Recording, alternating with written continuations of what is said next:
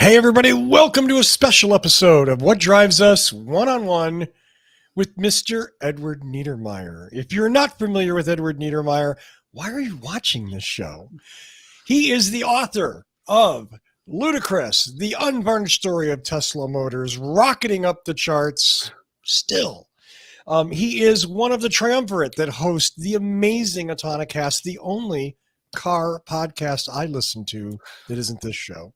And it is, seriously, hyperbole aside, an excellent, excellent show, despite having to put up with Alex every week. Why would I reach out to? And anyway, Ed, welcome. Thanks. Yeah, it's great to be here. It's always great to see you and chat with you. Thank you so much. Yeah, I enjoy our chats. I learn a lot, and even when we argue, I enjoy it and learn. So, ostensibly the reason for this is, and I need to shout out to Patrick Connor. We had the same thought at about the same time. He's like, you should get Ed on the show so we can talk about the Slate article. And I said, you know what? I don't want him on the show. I just want to talk to Ed. So you just wrote a rather, shall we say, impactful article, an article that's been spread far and wide about Elon. You want to talk about it? You want to give us the synopsis? Yeah. Well, I mean, the article is really just an adaptation of a Twitter thread that I wrote the other day. Well, I guess it was over a week ago now. But yeah, I mean, and really, in a way, it's also just sort of a little bit of a shorter version of the book that I wrote a little bit in that, it kind of starts with how I got sucked into the whole story, which was this battery swap situation. And, I'd been sort of, and, in the sort of, op-ed length format that I had to do this for in Slate, as well as in the Twitter thread, I couldn't really get into a lot of the details of what all happened, but it is all in the book. Essentially, I've just been fascinated by battery swap. It was the first sort of mobility technology thing, as distinct from cars, that I'd sort of encountered in my career. And the early part of my career, it's funny because a lot of people think I'm like I just came around, around Tesla, like that was sort of it or whatever. But the early part of my career was writing about the bailout. I started in 2008, and the car industry was just exploding, which is a fascinating way to learn about it. And so, those are sort of the two pieces that have brought me into Tesla. Was one, just sort of like, wow, this is really hard, and it's just going to be hard for any startup. But then really it was so I'd been kind of skeptical, but then I went and saw this battery swap thing because I'd been intrigued by Better Places. And what I saw there was just like pretty shocking. I guess I was naive or whatever at the time, but I was definitely surprised by what I saw. And as I sort of put it in the piece and the Twitter thread, like, when you see a cockroach that big, there's not going to be just one of them, right? Like, a company is not going to be so sort of deceptive about its technology, and then also its like environmental mission, which are like sort of two of the most important things about the Tesla brand, right? Like if they're going to be that cynical about those things, then they're going to be doing other things. And that, as a journalist, is when like it's time to dig in, and that's what I did, and that's kind of where the book came from. When was the Kettleman City visit? What year? So it's actually Harris Ranch. Harris Ranch, excuse me. Yeah. So that was 2015. So 2015, Musk, okay. Yeah. So Musk, and you can go, I think you can still find it on YouTube. He'd done a presentation in 2014 that was publicized, and it was like, it was also, and I think this is also a little bit of the suspicion was started. I think one of the reasons I went sort of on a whim was because this show that he put on, and this was pretty early in the Elon showbiz, career, 2014, it was like September, October 2014. And, they showed this battery swap, and at the same time, it was like, while an Audi was getting filled up with, I think it was diesel, Right. It was like a big tank. So it was taking a long time to fuel, and they swapped like multiple cars or whatever. And he's like, oh, it's all automated, but it was all literally behind a curtain. And so, at the time I didn't, I wish I could say that was the moment where I was like, oh, this is, but like, I didn't, I hadn't really been sort of like woken up to like how cynical this company can be. And so, it was enough for me to go down and see, and then actually seeing, that the swap wasn't real, and that instead they were just bringing in temporary superchargers and running on diesel generators. And, there were people, all kinds of people who do this drive all the time, which were the people that Tesla said that they were reaching out to let them use the station. And they were like, nope, never heard anything from them. Mm-mm. So, do we know if they ever swapped a single consumer battery?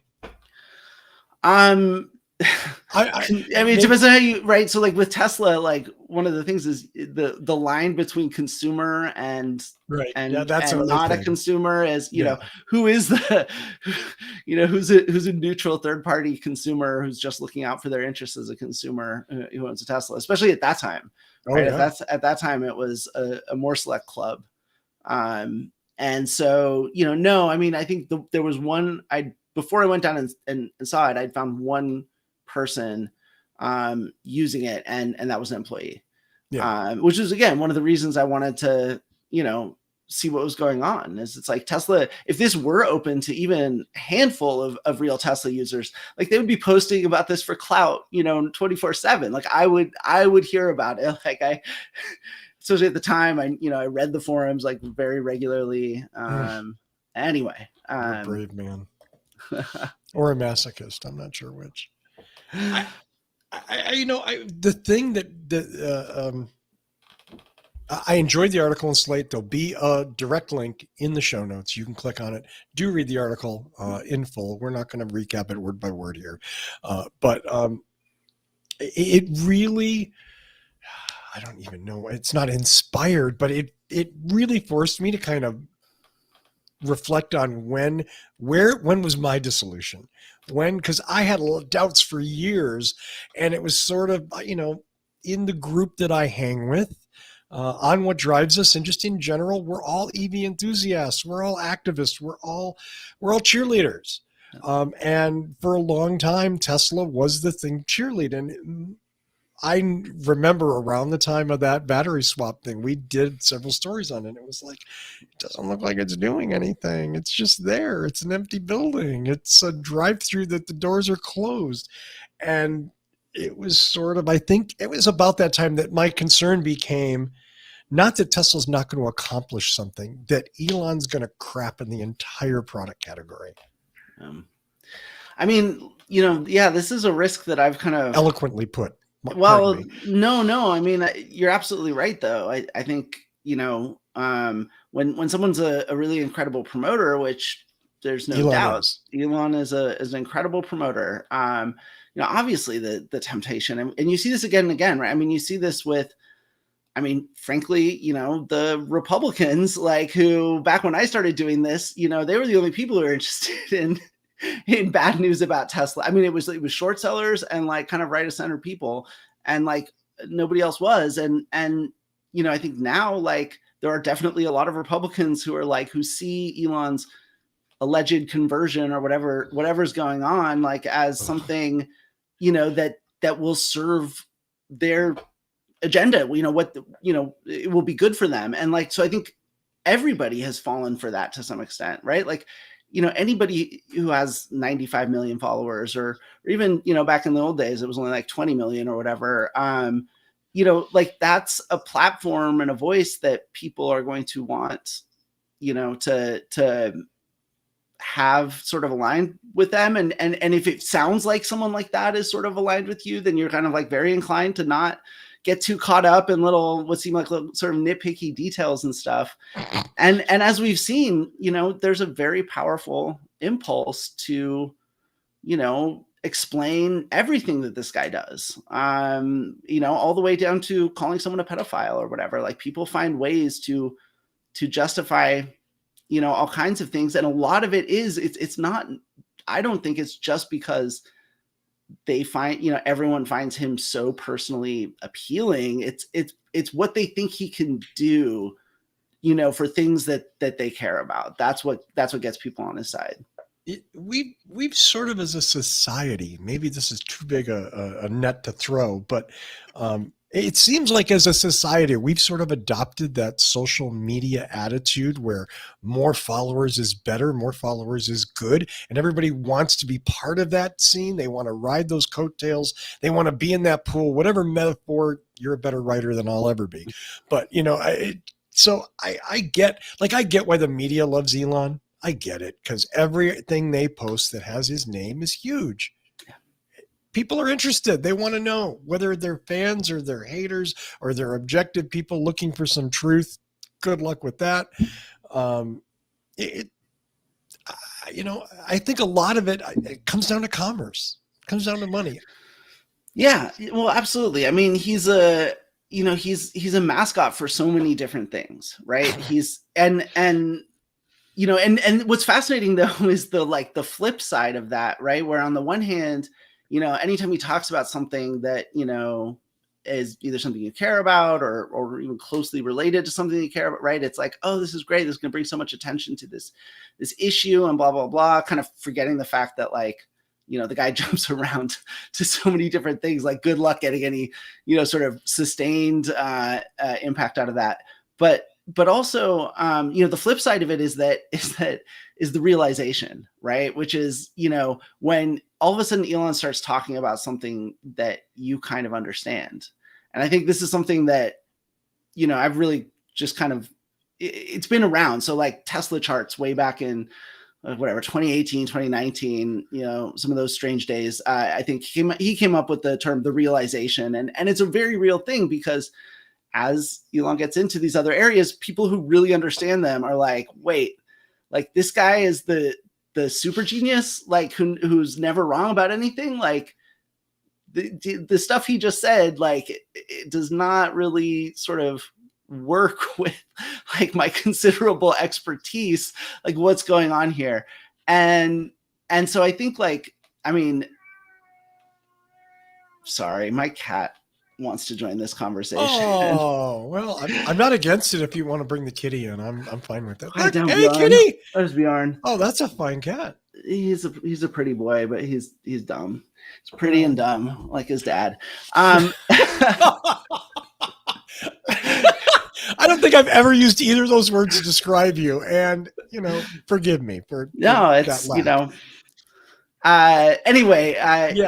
Yeah. So no, but and I think what's really interesting, because I've had some time to, this book came out like 3 years ago, and people are really like, there's such a huge difference between people's appetite for the kinds of stories that are in the book and just the stuff that's in my head about this company and this guy, like now versus 3 years ago. And I've been kind of thinking a lot about, what really has changed. And I think one of the things that really did it was buying, trying to buy Twitter. Because yes. I think it's not like autonomous driving and artificial intelligence and automotive manufacturing and all these things where people are like, okay, there's a take on that subject, like that I will never know anything about. Like, sure. Like if people think he's a genius, why not? Right. Like people don't even start to think for themselves about things like that for the most part. And it's a good thing, because once you start, they're very deep and complex topics. But when you talk about buying Twitter, like that's different. That's a product that people use, people understand.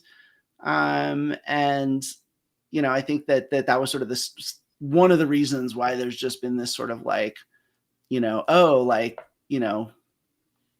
can see through this guy now, like the realization, right?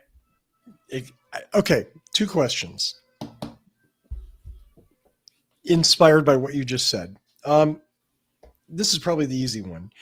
Looking back at your book, Ludicrous, in my opinion, it's very objectively written. It's very fact-based. You made, I think, what seemed to me as a reader to be a conscious attempt to stay within the narrow frame of a fairly strict journalistic approach. There's not a lot of, wow, Elon's fucking nuts or blah, blah, you know what I mean? Like, there's none of that. Yeah, I think people are surprised by this sometimes. Right, yeah. Right. Well, you're a hater and a well-known short seller, and they expected you to just unleashed to publish apparently hundreds of pages of vitriol. No, Right. but I mean, do you regret taking that tack now? No, I don't. I mean, look, yeah, I mean, sure. Like, do I wish? I mean, certainly if it were punchier, it probably would have sold better at first. It would probably sold better now. Like, there's just, there's not a lot of arguments against kind of sexing things up these days and making them as splashy as you possibly can. And, Right. I think, when you make the investment of time that it takes to produce a book, you part of you wants to get the most out of it. But no, for me, it was really the experience. I was very, did not know what I was getting into writing a book. I thought, I've written, 2,000 words a day on the internet, like, day in, day out, like, it's no problem, like I'll have this book done in no time. And like, the reality is just, writing for the internet and writing a book are just not the same things. And that was something I had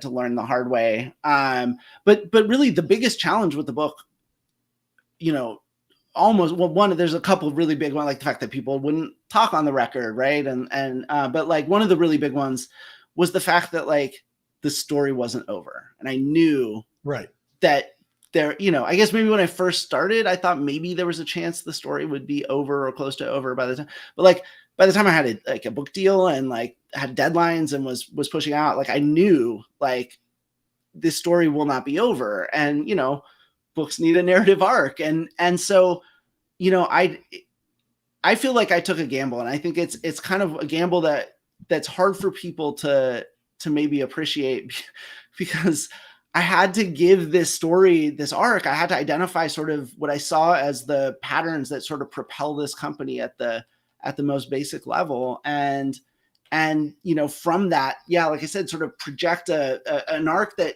again, like it wasn't finished. And, but like, once you start an arc, right, there's only so many more directions it can go. You're locked into a certain range of possibilities. And so, I think that like, given how long it's taken, right, given the fact that like, Elon Musk has essentially defied gravity so many times and for so long, and that it's been 3 years since the book came out. I haven't sat down and read the whole thing all the way through. I have read actually some passages just recently. And like, I think it holds up pretty well.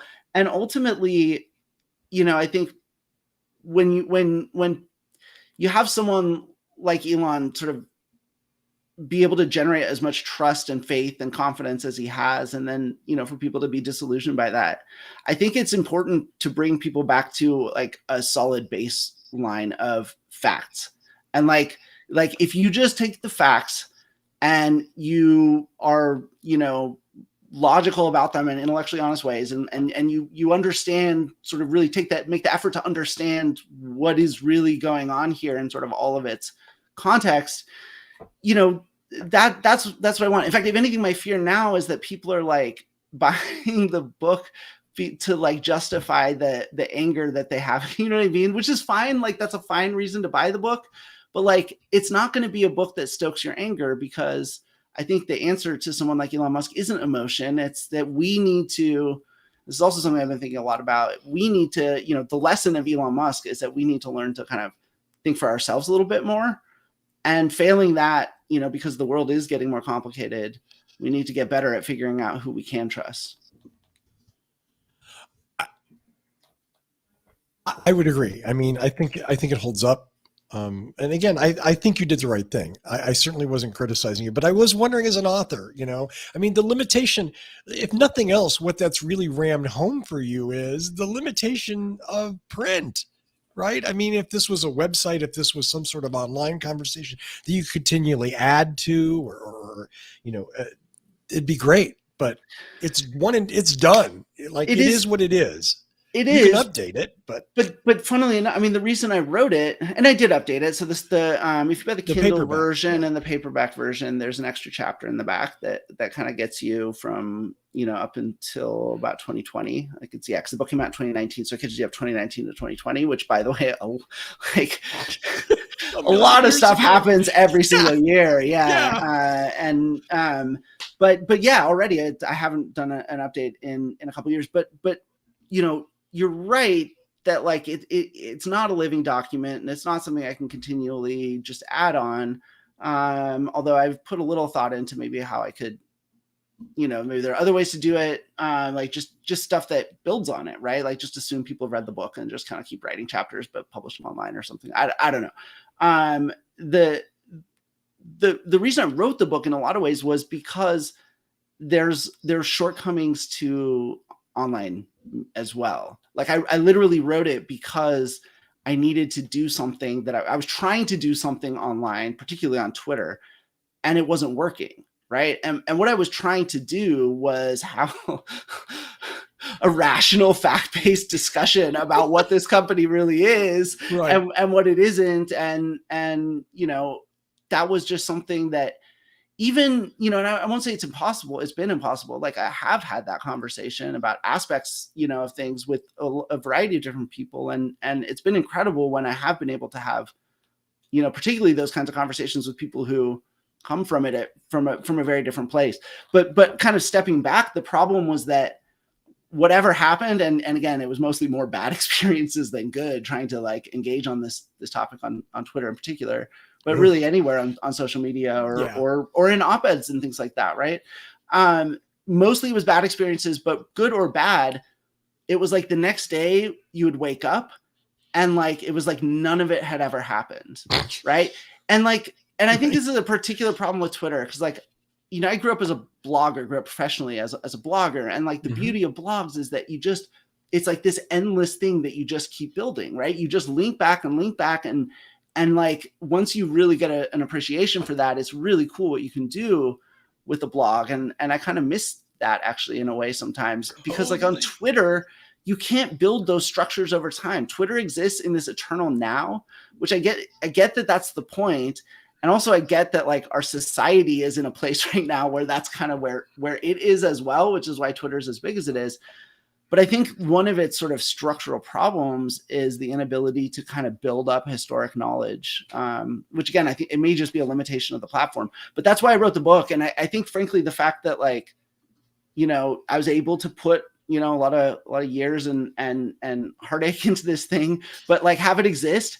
And then, even though people weren't ready for it, like now almost 3 years later, it'll be 3 years in August, people do seem very ready for it and it's there. Like, I don't have to do anything. Like they just have to go on, hopefully powells.com or benbellabooks.com.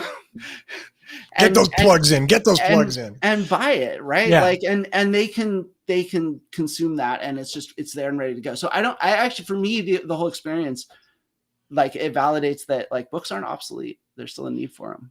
Oh, absolutely. And I didn't mean to imply that they were. And, you spoke about blogs, and that's where I started too in this whole EV alt car kind of thing in 2005. And I remember some threads that would last for literally years on my site and on other sites where you go back and the comments thread was like 800 comments long. And there are these actually interesting, engaging discussions a lot of the time about a topic. And as things happen, and it was there's this running record, which Twitter just doesn't support. Yeah. It's here and it's gone, which is its strength and its incredible weakness.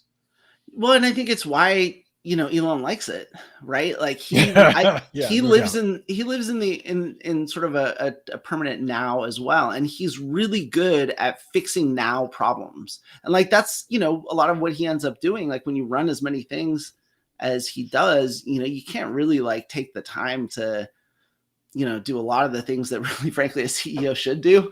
But like his sort of what he's known for is like, you get into these like jams and he's, oftentimes it's just he's willing to take on more risk or do things that, most people would shrink from for potentially a bunch of reasons. But like he will solve these problems that are just like right in your face right now that you just have to get through it. If you don't get through it, you die. And so you have to get through it. And like, and you hear him talk about stuff and like, he kind of talks about this a lot and, that's an amazing skill, but also like, and again, it's super, super apt for Twitter because Twitter is like, constantly the dog that's waiting to hear squirrel, right? Like, it's just like, if you have ADHD, let me tell you, Twitter is both heaven and hell, because like, Sure. it's just this constant distraction, but also it's this constant distraction, right?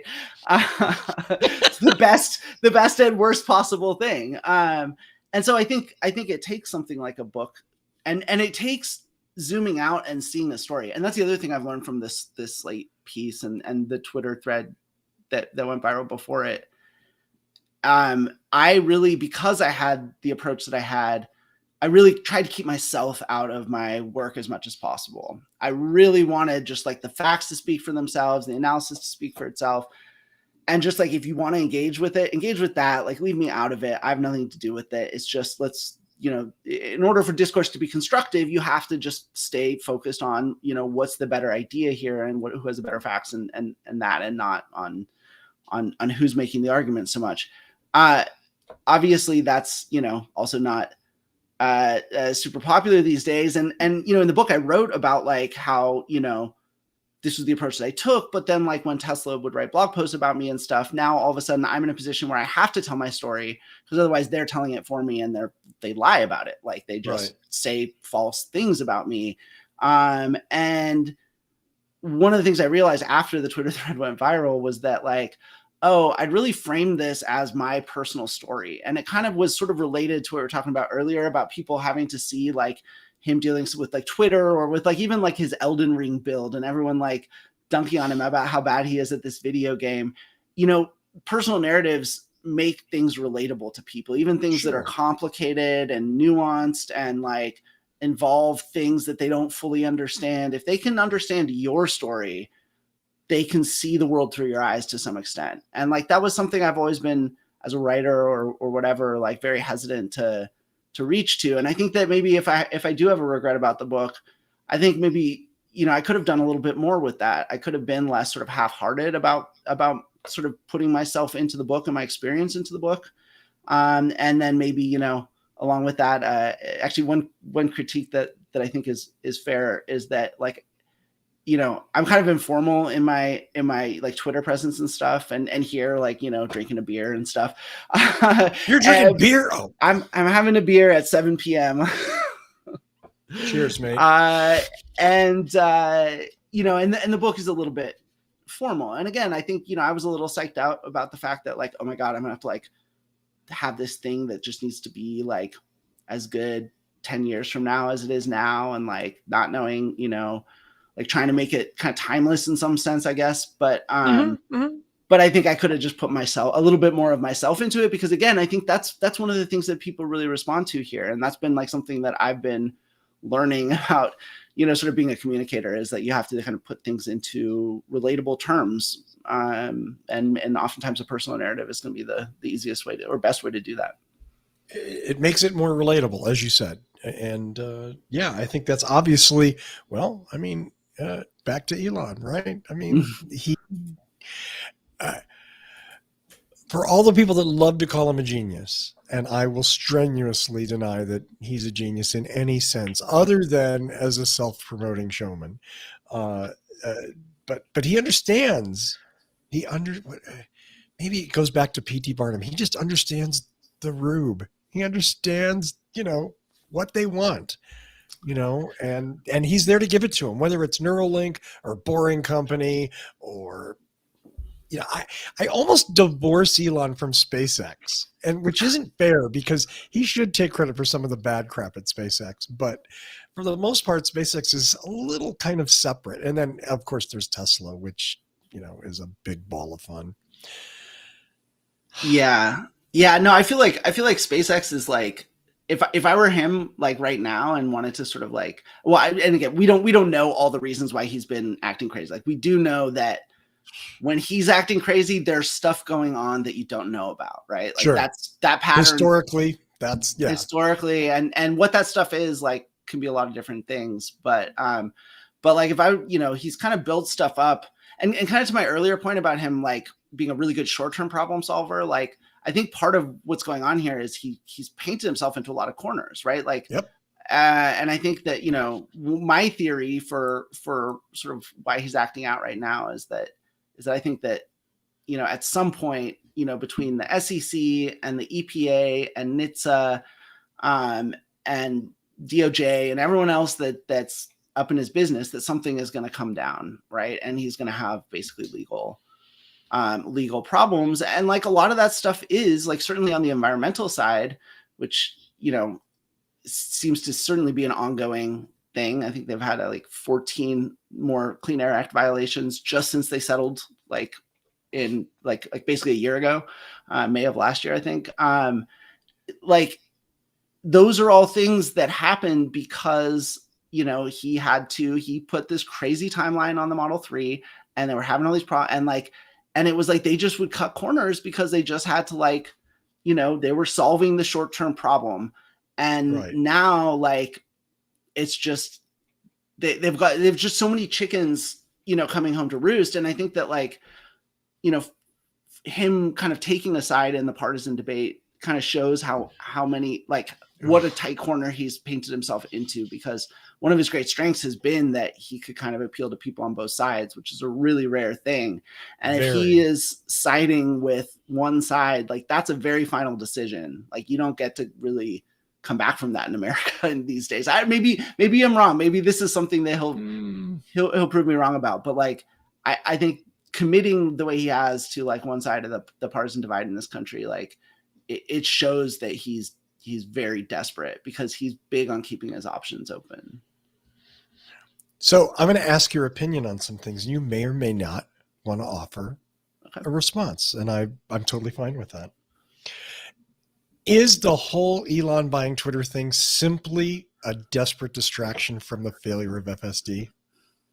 I think that's too reductive. Like someone like Elon has so many balls in the air at any one time that like if he needs a big distraction, it's probably not just for one thing. Like if he needs $44 billion worth of distraction, like there's probably something pretty big going on. So look, I think there's a lot of theories for the Twitter thing that make some amount of sense to me. But I also like, when you know that you don't know everything, right? Like I don't have the kind of sourcing that's gonna give me, insight into what really he's actually, concerned about right now and why he's sort of doing some of this big stuff.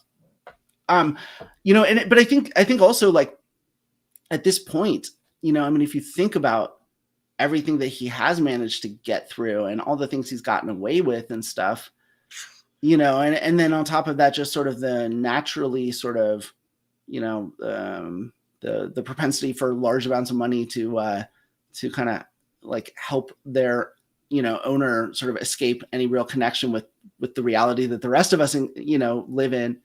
I think a lot of it may have just been, and increasingly, I think a lot of the stuff that he does impulsively is just not really thought through at all. Like, I don't know. I think there's a lot of, kind of what Fitzgerald called, vast carelessness of the wealthy. Like, I think, it's a combination of getting away with everything and having this sort of trolley persona that he just kind of thinks like, oh, well, whatever, I can just say a crazy thing and like people are going to love it and I'll get away with it. And it's happened so many times that he doesn't even think about like, what am I actually getting myself into? Because this Twitter thing is fascinating because this is the first time like that board has him kind of by the short and curlies, I think. And we'll see what really happens. But like, if they really, I mean, I don't think he can possibly want to go through the deal at this point. I can't imagine why he'd want to go. I mean, I know why he'd want to own Twitter. I get that. It fits his personality to have that kind of bullhorn for his own personal. I mean, he's talked several times about starting some sort of media org, and buying something like Twitter is just dovetails in perfectly. But okay. I'm going to let that sit for a second. You said something earlier. Does Elon really run that many things? I mean, I hear that constantly from Tesla shows. Like, he started so many companies. He runs so many companies. He sleeps on the factory floor. He works 75 hours a day. You know what? Dude just flew to Monaco to watch the F1 race in his private jet. He's not that busy. Yeah. Yeah. No, I mean, he nominally runs them, right? Like he's the, but yeah, like he definitely parachutes into stuff. And having worked for Elon, I know, you know what I mean? Like he micromanages whenever he can, Right. but he's not there 24/7. He No. drops in, makes some observations. All the people beneath him freak out, lose their minds, do what he wants. And then, he's off to something else, whether it's Boring Company, bricks that never get made, or, who knows what. Right. But I think that, the one thing that he does do is, I mean, he, like at Tesla, right? Like the entire culture, Toyota famously has, spent decades, developing and refining this, Toyota Way and, all this culture stuff, because managing a big company, a company of the kind of scale, when you're talking about making 10 million cars a year, like even the best sort of like, I don't know, managerial class or whatever is going to struggle with that without something like culture to kind of bind it all together. And like at Tesla, at least, and I don't know as much about SpaceX or things like that. And I do get the sense that SpaceX is a little bit more independent, but at Tesla, the whole culture is just like, will Elon like this? Like, is this, will he think it's a good idea? Because if your boss doesn't think it's a good idea, right? Like, well, then maybe, as long as Elon does, like, unless that person is close enough, whatever, like it just, but that's the test for everything. There is no, set of principles really that sort of helps people figure out like, what does Tesla as a company, like how should Tesla as a company sort of approach certain kinds of problems or issues. It's always just it's just who's Elon. I'm sorry, like what will Elon think of this, right? Will he love it or will he hate it? And so even though he's not there all the time, like he is the center of those companies, which by the way is not a good thing. Like this is not, it is not a strength. It certainly creates a lot of risks that you just don't find in most modern corporations, because what if he's gone? And your management is really just there to serve the boss. They're not there to make something. They're not there for quality. They're not there for anything for the customer. They're there to make Elon happy, because if they make Elon happy, they get another paycheck. Yeah. And he just doesn't like, he's not, if he makes up his mind about something, which is why he's especially messed up about, how often he'll just tweet stuff like, oh, we just, as a company, we're doing this. And whether it's tweeting or before just on stage, he would just say, oh, we're going to do this. We're going to do this, we're this. And it was a great line from the New York Times documentary, which is really, it was good. But like my favorite parts were from the former Autopilot team members. And Elon's like at one of these things, he's like, well, now I'm going to say something that like my engineers are probably hearing for the first time. And he's like, buddy, you just said a bunch of things that I'm just hearing for the first time. And like, what's crummy about that is that like,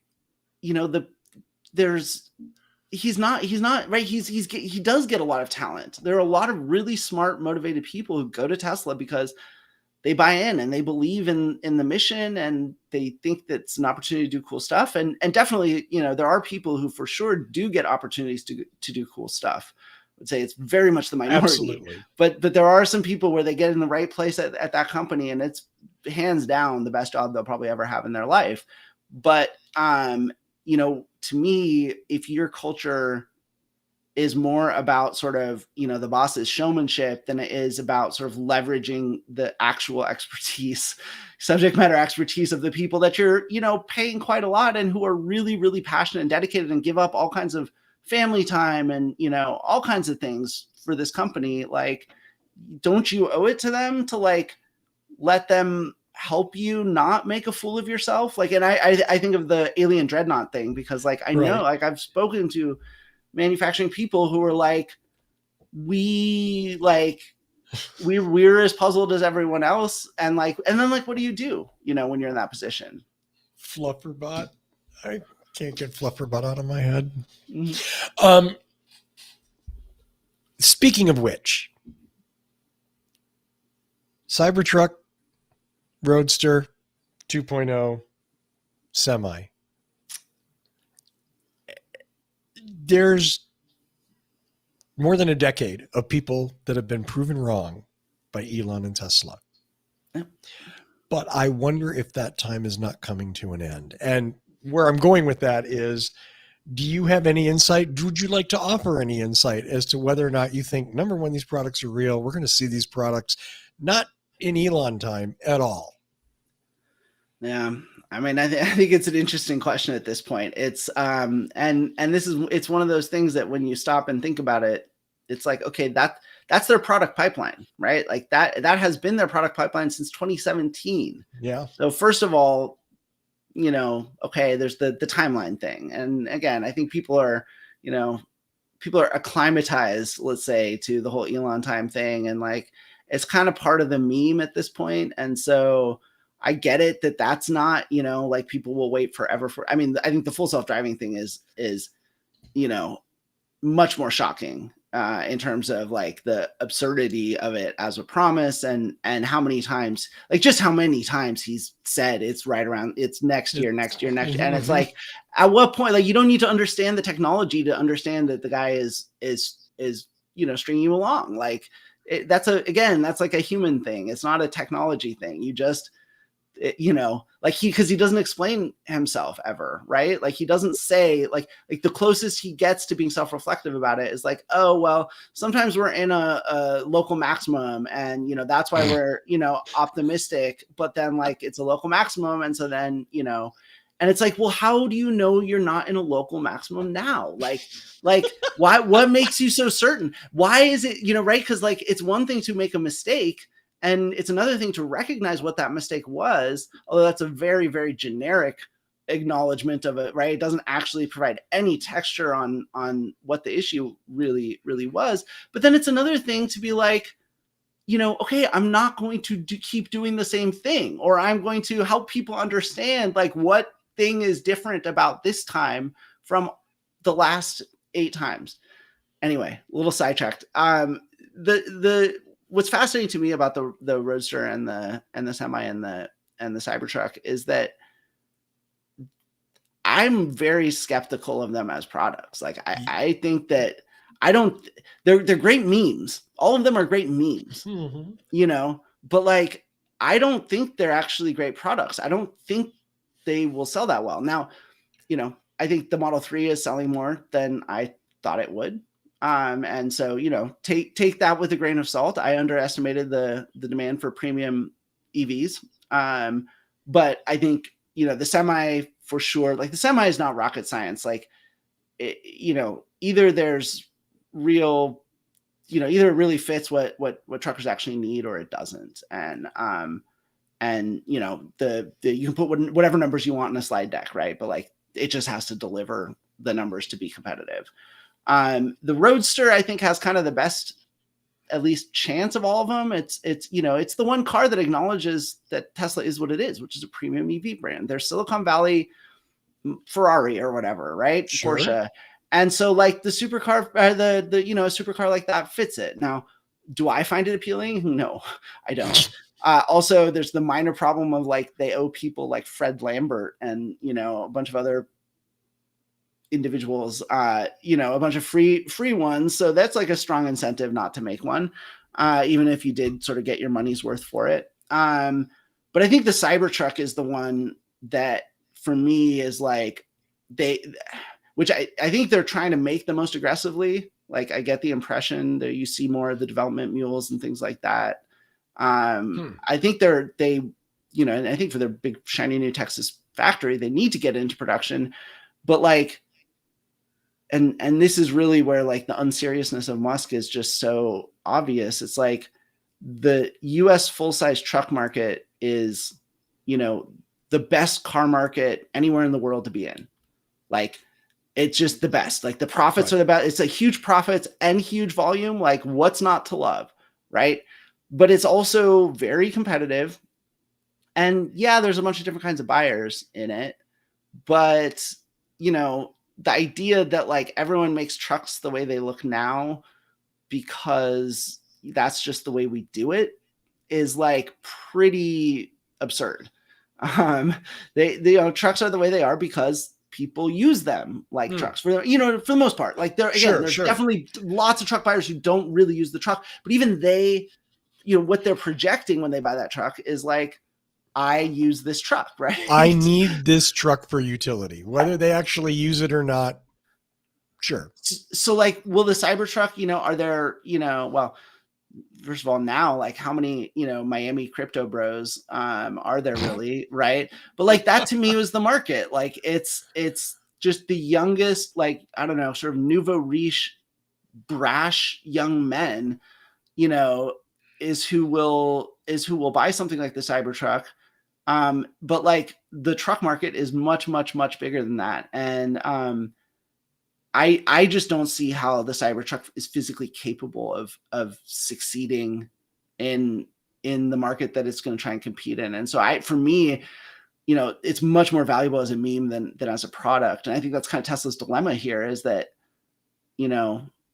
that like, yeah, like, not only are these things taking forever to get here, but then what happens when they get here? Are they really going to be like as exciting as we all imagine they would be in December of 2017? It's we're waiting for that first Elon Musk flop. Well, and I'll tell you, when the Cybertruck came out, I was doing a book event actually for Ludacris when the Cybertruck debut, not when it came out, but when the debut event, right? And we were right across the street from where it was happening, where the launch was happening in Hawthorne, at a brewery there. And we had our little event, and it was me and another guy had a book, and we were did our little thing. We had a small little crowd, and then they pulled down the screen after we were done. They pulled down the screen because the live event was going to happen, and like, all of a sudden, about 100 SpaceX employees, or maybe some SpaceX and Tesla employees, all came and started watching the Cybertruck launch or reveal with us. And like, it was a really amazing experience, because like, when that thing came out on stage, and I'd watched, I just finished writing a book, so I'd gone back and watched every single, event that Elon's ever done. And like, yeah, I know. But like, the crowd always knows how to respond. The crowd always knows how to respond. And not only did the crowd in that live audience not know how to respond, but like, being around 100 of his employees not knowing, and this like young, mostly white guy, kind of typical, like, heartland Tesla kind of bros. Tesla bros, sure. Yeah, like, they didn't know how to react. And like, and then when they did react, it was sort of like, it was not like, it was an amazing thing. And I remember having a very distinct feeling like, this could be the first flop. The Cybertruck. And again, who knows, but like, It's not useful. And the reality is that like, for most people, like, vehicles have to be useful. Meme cars are just not something that regular people like can afford to have in their lives, It's there's an entire industry of people predicting when Elon was going to face plant. And that entire industry, for the most part, has been decimated for the last 8 years, until very recently, whether it's short selling the stock or whatever, saying, and that's not because Elon's delivered, because he makes Ronald Reagan look like the man who got burned at the stake for every mistake he ever made. Elon is amazing at how he can dodge and spin and avoid things. Maybe that's his core talent. I don't know. Yeah, but again, I think it is, like I said, it's short-term problem solving, which is so funny, because he's this Mr. Long-term, whatever. He's good at short-term problem solving, but again, he keeps painting himself into corners. And again, like the Roadster and the Semi, that show, the Cybertruck was wobbly for sure. Like, it was the wobbliest product reveal that they've ever had. But the Roadster and the Semi, and consider it came after the Roadster and Semi. Roadster and Semi, that was like, sort of, we may well look back, talking about an arc, we may well look back at that as a major peak, because it was so over the top. It was the most over the top thing Tesla had ever done.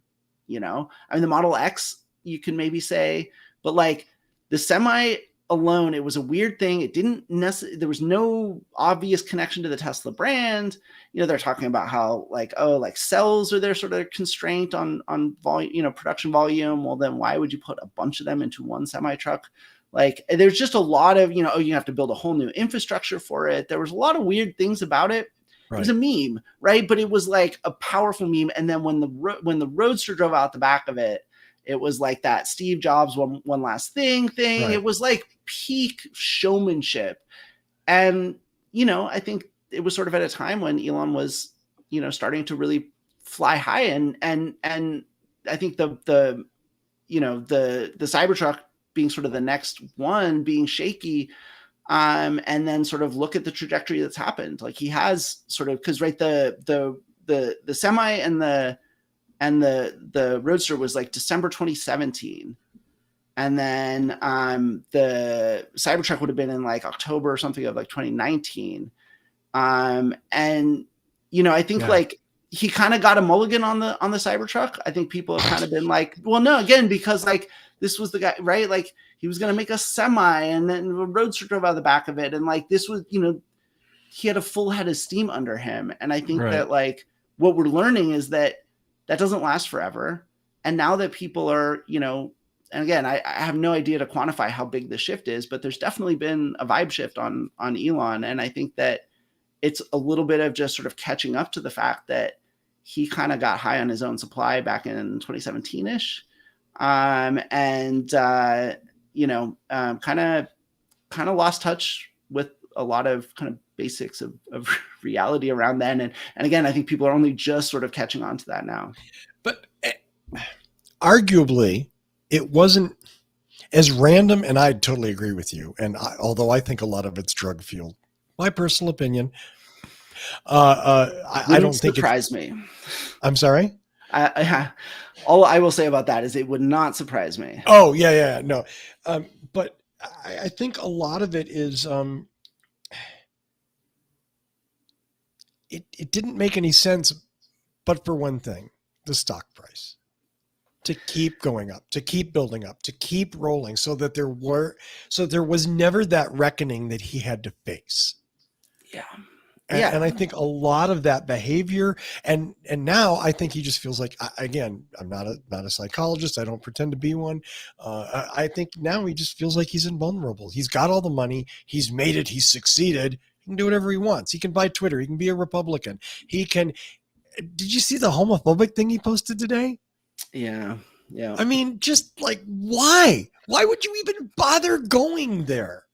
Like, you just, like, it's as though he's got a reminder on his phone that says, what shitty thing can I post? It's 4:00 and I need to post something crappy and pointless.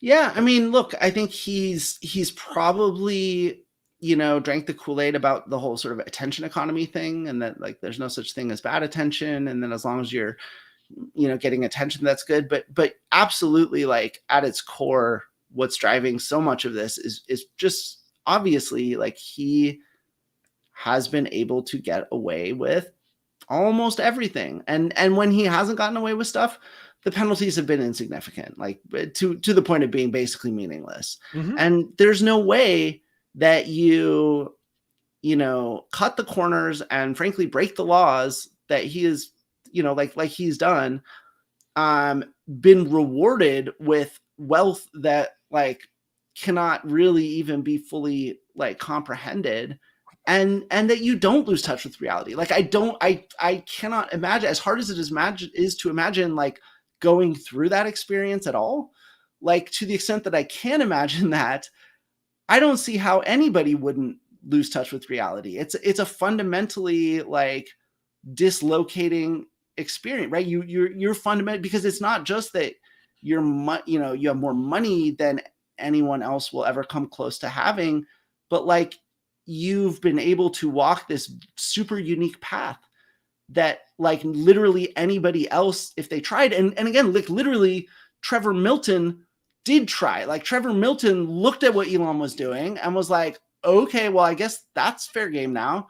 And so he went out and he tried it, and he got, hammered, right? And even he arguably maybe didn't get, everything he deserved. Right. But like he did more. And I think this is also why I think that like the the consequences are going to be coming, sort of in a legal fashion of some kind, is that I think that, people have to realize that like impunity creates its own problems, right? And it does. It encourages people like Trevor Milton, but then everybody. Why wouldn't you, right? Like if Elon can lie like his ass off and become the world's richest man, why wouldn't you try, right? And at some point, like the lid has to kind of be put on that, or else we become completely just a nation of scammers, which some would argue maybe we kind of already are. So I was going to say, have you heard of the crypto economy? Can I interest you in some Dogecoin? Yeah, I mean that's also not turned out to be sustainable. And I think one of the strengths of something like crypto is like, okay, it's simple, right? You just buy it and it goes up and you make money, right? And right. No, I mean like the pitch is simple. Right. But it's also purely financial. And I think this is what Elon's real innovation is that he's been able to weld, and a lot of people have tried, right? And can continue to try. And frankly, like, Elizabeth Holmes definitely did this, and a lot of different people, again, good and bad, do this, where they find ways to sort of meld, your financial interest with a sense of purpose, a sense of mission. And so that way, because people, right, what people love is to be able to make money, right? Everyone likes making money, but like feeling like you're doing it, that's not what you're doing. You're not just making money because you're trying to make money. You're making money because it's your reward for being a good person. And like for a lot of us, we're the heirs of a lot of historical religious sort of indoctrination that's been passed down culturally, where there is this very strong association where, people want to believe that if you do the right thing, that God will reward you or whatever. And I think that this is just kind of another version of it. And I think that's something that like people really need to be on the lookout for going forward, because again, like, whatever happens with Elon Musk, even if he goes to prison, even if whatever, like, doesn't matter. People are still going to keep trying. Like he's shown what's possible. And this is going to be a problem going forward, which is all the more reason why we need to be like learning the right lessons from this whole hopefully thing. But I'm not. Bruce in the chat room had a question, and it's not related to anything we've been talking about, but I am interested. Do you have a take on Aptera motors? There's a blast from the past. Yeah. Well, I only say that because I drive by them like twice a day. They're right around the corner from where I work. And I know that they are still making progress. I haven't talked to Chris since last year, but yeah. Well, so I have not done my homework on the new Aptera. I think they're all electric now, right? Yes. Yeah. So that's interesting to me because I feel like, the whole thing of doing a super aerodynamic 3-wheel thing, like you could put a little gas motor in it. It kind of made sense for that like super high efficiency commuter sort of thing. But I don't know. I've always been pretty skeptical of Aptera. I see the appeal. It's futuristic and cool. And, if you're into that kind of thing, I get some people really, really aren't. But I get the cool factor. I'm skeptical that like, okay, so you have, I guess the inherited IP is the body essentially, and maybe the manufacturing system for the body, and then converting that entirely to a whole new, from internal combustion to electric. I'm not even sure they inherited that. I think it's just, oh, they've just redone it. It's just sort of the same. I think it's redone. Yeah. I mean, the hook that they're hanging on is 1,000-mile range, self-charging because of the solar panels on the vehicle. Yeah. But, look, you know what? I wish them luck. Absolutely. I think the car, the car business, and again, I think this is, and again, there's so many like sort of second and third order effects things of what Elon's done that we're going to all be coming to terms with for years and years and years down the line. And one of them is that he's given people a really misleading impression about the car industry. And like, because again, I think people want to believe that like, oh, well, like the car is so good And like, that's why, like, I like the car as a consumer, and like, that's why the company has succeeded. And again, that's why I think that the history, that I document in the book is so important, is because it's like, okay, that was part of Tesla's success. Yes. If they hadn't made a car that people loved, of course they wouldn't have made it. Right. No doubt. But like, the idea that that was enough is just historically illiterate. Like, you have to, if you look at the history of the company, like, the company survived many, many times because Elon was willing to do things, in some cases were very questionable. And so I think, one of Elon's most toxic legacies, and this is of course even worse with autonomous and driving automation technology, is just the legacy of misinformation. Again, even if you got thrown into prison tomorrow, right, and they lock them up and throw away the key, like, we will be unwinding the legacy of misinformation about some really important technologies that will, solar, solar, like auto manufacturing, autonomous driving, AI. I mean, now he's basically promising AGI. And like, these are really important technologies to our future. And if we as a society are going to be able to come close to making broad-based decisions about what our relationship with those technologies are going to be, we all need to understand them. And so when people talk about Elon, like, oh, he just does so much good for the world, like, I actually see him doing some very real bad just in this misinformation. Because that misinformation will, lead people to invest money and things into new companies that don't have a chance, but they think they have a chance because they're buying Elon's bullshit, right? Or justifying unsafe autonomous vehicle testing on public roads and just things like that. So yeah. No, yes, that pains me. Just because every day I see FSD beta testers. Every day. Yeah, I think that's where one of the real reckonings has to come. Like, horrifying. And thank God, you know what? I guess I can't. Thank God that there hasn't been more destruction and death. You know what I mean? Like, and I don't want to say anything to support Elon's argument, but I mean, there hasn't been that much. Enough. Oh, well, there's been more than people know. Right. Absolutely. So for the FSD beta, right, like, the reporting on that has not been great because most reporters are not like infiltrating discords and stuff, right? Like, look at Russ Mitchell. Every time the guy goes on Twitter, he's just assaulted by people. Yeah. But I mean, like, so there's definitely been crashes on FSD beta. I don't think any of them have been fatal, but the reason there haven't been more is because it's so janky. Like, right. if it were better, like that's, and again, this is what I mean. This is one of the examples of misinformation that can have life or death consequences, because people will be lulled into a sense of security around the technology. And we know from all of the autopilot crashes and deaths already that's right. Like, Josh Brown would go out and test his early build of autopilot on twisty roads, and he was just like right on top of it, and see footage of him doing this, and he was doing exactly what you should do if you are, God forbid, in that situation. But where he died was a long, flat, straight road in Florida. It was the easiest possible domain. It was literally keep the car between the lines and hold the speed. It should have been the easiest thing in the world. Yeah. And yet it was not a controlled access road, and Tesla did not prevent him from using it somewhere where he shouldn't. And again, but the point is that he was lulled into that inattention. And it happens to everyone. And so I think the fact that people haven't died from FSD yet doesn't mean that the system is safe at all. It just means that it's so bad, people haven't really been able to trust it yet.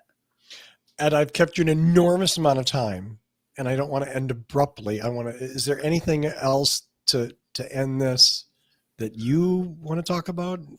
Well, no, I mean, I have to say I'm really, it's been a strange journey for me to, like, have a kind of painful, long book experience writing my first book, learn a lot of hard lessons that way, have it come out. And, and like, don't get me wrong, like, I paid off my advance in the first year. So, like, the book has been fine. Like, I've never thought it was going to be a failure, but like, it's I think it's just such an important story. It's such an important situation. And, if we can't sort of pass, like I've said before, like Elon Musk is kind of a test that we all keep failing. And like, more important than even him alone, which there's a lot of really important aspects to. Like, I think in general, the world is becoming a more complicated place. And as I said before, we need to get better at understanding like what expert opinions we can kind of trust and what we can't. And I think that if we can't, if we can get taken in by someone like this, we have a lot of work to do on that front. But I will say, like, it's been hard sort of coming to terms with, the fact that, well, this is just keeps going and the facts don't really seem to matter here. And now the fact that, people are all of a sudden really interested and open and buying the book and having me on podcasts and, wanting to hear about what's really going on with this. Like, that's encouraging, because it's fine. Like, we do live in a complicated world that's getting more complicated. It's fine that we don't understand everything all at once as it's happening. And like, I haven't, like, I've covering this book, like, it's oftentimes years later that you find out what's actually happening at the time. I think that'll continue to be the case.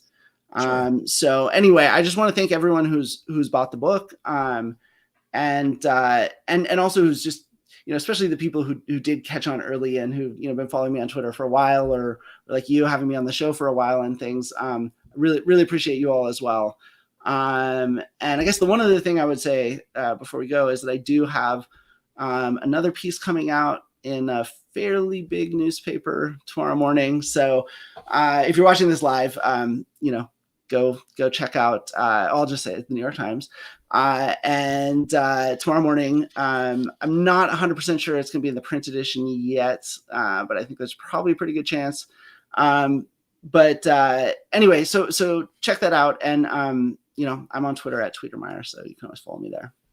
At Tweetermeyer, do follow the Autonocast as well on Twitter, and do listen to the Autonocast. Again, a fantastic show. Alex Roy, Kirsten Korosek, and of course, Mr. Edward Niedermeyer. They have excellent guests. It's great conversation. Let Kirsten talk more. That's all I'm going to say. Let Kirsten talk more. Not that she doesn't talk, but yeah, anyway. No, I enjoy the show immensely, and it's fun to have something about a fairly technical topic that I enjoy listening to and that I learn from. I really appreciate that about it. You're not just there glad handing CEOs so they can come on and toss them some softballs and yay, it's all good. It's all a big happy industry, Yeah. Well, thank you. I have a lot of fun doing the Autonocast. But as you can probably tell from the show, I love just hanging out with friends and chatting about stuff. So you like it a little bit better now that you're, shall we say, independent? It's just easier, It just seems like it's a little like you're having a little more fun with it now. Yeah. I mean, it's not that you were before, but Yeah, no, I mean, look, I think one of the things I feel really, really lucky about is that I have been able to have a position where I can just sort of have my own voice. And the Autonocast has been a big part of that. And frankly, Twitter has been a big part of it as well. And so, I always make sure to hold on to that. But I think, anytime you're in a job, there's just issues that you just have to be a little more sensitive to. And I think, especially with this topic, actually the timing has worked out really well. It would have been really awkward for me to be at a coalition of like 90 companies or organizations in the automated driving space and be like, oh, my book's selling. Like, what am I going to do here? So it's a little bit of lucky happenstance. And if I've learned anything in my career, it's like when the stars align and like an opportunity just kind of presents itself, you just kind of have to jump for it. And so I feel like the fact that, I'm out of a job at the moment. And although I have as much work as I've could want, if when I'm ready to do that. But for now, like I said, I love the fact that people are ready to hear about this story and this guy and this company. And I've got all this stuff that I thought was going to be just sort of trapped in my brain. And so I'm just happy to share it. And like I said, it's good to see sort of the tide starting to shift on this a little bit. Well, we'll see. I Yeah. I mean, as long as I follow this story, it's only shifted in one direction. And I'm very interested to see what goes on in the next year or so. We will see. Oh, it makes two of us. Yeah, absolutely. And probably lots and lots and lots of us, everybody watching this show. Do look for Edward's book once again, Ludicrous, The Unvarnished Story of Tesla Motors. Do you have it? There we go, right there. And you can get that anywhere, any fine bookseller. Do you have a preferred bookseller? I mean, I always say Powell's because they're my local independent bookseller. You can get it direct from the publisher too, which is Ben Bella Books. Ben Bella Books. Okay, excellent. Mr. Niedermeyer, it is always a pleasure. Thank you so much for spending more than an hour. I hope your cat hasn't gone crazy in that hour. And I look forward to the next time when we can have you on the show and talk again. I can't wait to read the piece tomorrow. That's going to be interesting. It's my day off. So I'll read it over my morning rituals, as it were. Once again, thank you so much. As always, thanks to everybody in the chat room. Thanks to Michael Manring for our theme music. Tune in again really soon. Who knows when? Maybe tomorrow, maybe a few days, and find out what drives us.